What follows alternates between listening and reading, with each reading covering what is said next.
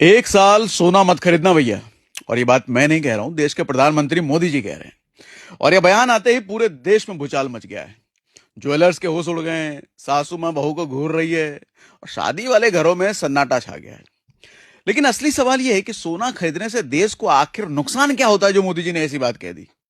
समझाता हूं। देखो, होता क्या है कि भारत में सोना खुद नहीं उगता, विदेशों से मंगवाना पड़ता है। और जब विदेशों से मंगवाते हैं हम, तो यहां का डॉलर हम खर्च करते हैं। पिछले फाइनेंशियल ईयर में अकेले भारत ने 69 बिलियन डॉलर का सोना इंपोर्ट किया है। रुपए में लगभग 5,75,000 करोड़। इतने में देश का आधा डिफेंस बजट आ जाता है। और जब इतना डॉलर बाहर गया, इसका मतलब रुपया कमजोर हुआ। और रुपया कमजोर का मतलब पेट्रोल डीजल महंगा होगा भैया, दवाइयां महंगी होंगी, फोन महंगे होंगे, हमारे घर में इस्तेमाल होने वाला हर चीज महंगा हो जाएगा। और इंडिया का ट्रेड डेफिसिट पहले ही 310 बिलियन डॉलर पर बैठा है। रुपया 95 के पार जाने वाला है। और ये आरबीआई का डेटा बता रहा हूं आपको।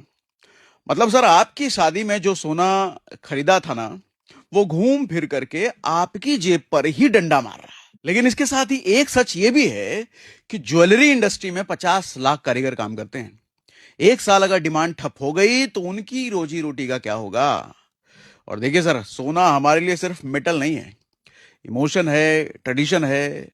लेकिन एक साल सोना मत खरीदना भैया। और ये बात मैं नहीं कह रहा हूं, देश के प्रधानमंत्री मोदी जी कह रहे हैं। और ये बयान आते ही पूरे देश में भूचाल मच गया है। ज्वेलर्स के होश उड़ गए हैं, सासू मां बहू को घूर रही है और शादी वाले घरों में सन्नाटा छा गया है। लेकिन असली सवाल यह है कि सोना खरीदने से देश को आखिर नुकसान क्या होता है, जो मोदी जी ने ऐसी बात कह दी। समझाता हूं।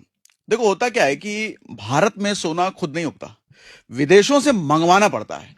और जब विदेशों से मंगवाते हैं हम, तो यहां का डॉलर